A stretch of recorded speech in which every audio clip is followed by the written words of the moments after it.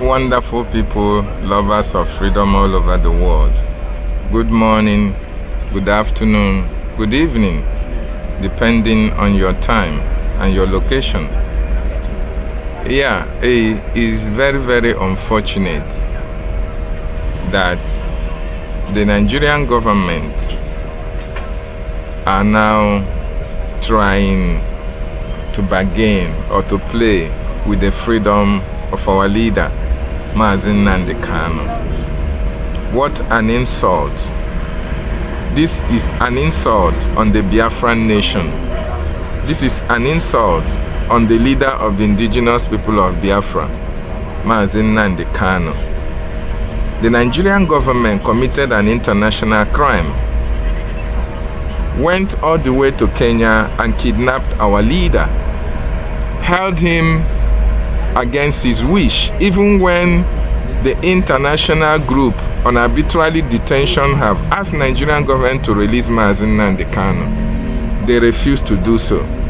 Now, they are saying that Nnamdi Kanu must apologize. What an insult on the leader of the indigenous people of Biafra. And Nigeria, I want to remind you that since Nnamdi Kanu was kidnapped from Kenya, Nigeria have not known peace, and Nigeria will never know peace, because Nnamdi Kanu stands for freedom. Nnamdi Kanu is the face of the Biafran liberation and freedom, and Nnamdi Kanu can never beg for his freedom. He was born for freedom to come. He was born to bring salvation and freedom to the Biafran nation. And until Nnamdi Kanu is released without any condition attached to it, Nigeria will never know peace. The presidency of Nigeria will never know peace. Peace can never return to that country until Nnamdi Kanu is freed. And we can never beg the Nigerian government to free our leader. We will destroy Nigeria with everything that we have. And Nnamdi Kanu will be freed unconditionally. So all this ranting of the presidency, this man that is here is speaking jargon.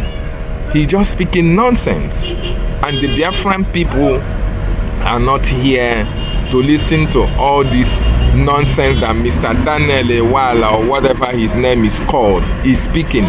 You are a Fulani stooge, and you have no say in what happens to the freedom of our leader. Nnamdi Kanu will be freed with the actions and activities of the Biafran people, and we are going to give Nigeria a very big woto. And Nnamdi Kanu will be freed, and our freedom will come. It doesn't matter how long you are going to hold Nnamdi Kanu. And let me advise you, don't ever take this to Nnamdi Kanu, because you are going to get the bashing of your life. Biafrans, just listen to the garbage this man is spewing from his mouth about our leaders' freedom. It is quite unfortunate, but the promise we are making to them is that enough woto is awaiting Nigeria. Our leader must be freed unconditionally. There is no condition that is attached to his release. Nigeria must pay for their crimes against this innocent man. Just listen and hear what the garbage this in the southeast. Some have said if you release this man, it would lead to peace, and those that have been committing criminality, hiding under IPOB, will be exposed. Is it not time we look at alternative dispute mechanisms to deal with this situation? Is it something the president might consider? So everything in life begins with the person. Like, for example, are you a Christian? Yes. So there are people, they call them born again, right? Do you know how they became born again? They acknowledge their sins. They repented. They are forgiven. Their sins are forgiven, and then they become born again. Unless there is acknowledgement by the person in question, I am denouncing this. She talked about the de-radicalization. Then government can intervene. You cannot sit where you sit holding that thought and position that is criminal, and then your uncle, your sister, your brothers are pleading with government to say bypass all protocol and forgive. First of all, our judicial system, Nnamdi will have to have gone through the judicial process and be convicted before the president can exercise the order. But there's still the presumption of innocence. He can't admit to what hasn't been officially said is a crime. So if you don't admit, run through the process. You see, this the radicalization we talked about, they were not yet charged to court. Some of them while in court. It's acknowledgement. If you don't want to acknowledge, what's the basis of saying, I want to free him? Because some people say, if you free him, we'll handle him. So, what I'm trying to say is, Nnamdi Kanu is not different from another average Nigerian. The press, who emphasize on the right of the ordinary man, and when they ask government, they keep saying ordinary man, you must talk about the real problem of ordinary people, rather than certain individuals that are the symbol of catchphrase and buzzwords. Somebody has to acknowledge his wrong and said, I want peace with government, I want to renounce what I'm saying. And then you can say, okay, there is evidence quoted to say that this person wants to live his own ways. So, in essence, I think the summary of what we're saying is that there's going to, the government, the Nnamdi Kanu is going to be detained, and that the presidency will not at any point step into the arena. The villa is not a police station. The president is not a prosecutor. He's the president of Nigeria, tasked with responsibility to govern Nigeria. Law enforcement will carry out their work, and then people in government will carry out their work. I want to beg the Nigerian media to not choose certain individuals and treat them as more special than other individuals with the disproportionate application of principles. The ordinary man, when it comes to hunger, it is good for the optics to talk about them.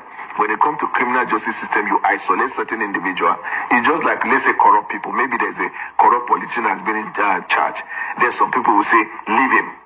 Meanwhile, the other people can be in detention. I made the point clear to you here. For de-radicalization to take place, there has to be acknowledgement and departure from your old ways. We get your message, sir. So, thank you. But that message, you don't know if it's for us.